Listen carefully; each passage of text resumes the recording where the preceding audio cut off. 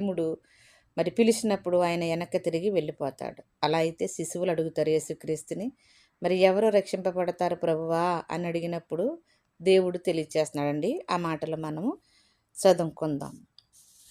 లోకసువార్త 18:26. ఇది వినినవారు, అలాగైతే ఎవడు రక్షణ పొందగలడని అడగగా ఆయన, మనుషులకు అసాధ్యమైనవి దేవునికి సాధ్యములని చెప్పును. ప్రియులారా, మరి మనుషులైతే ఏదీ చేయలేరు, కానీ దేవుడు సమస్తము చేయగలడు.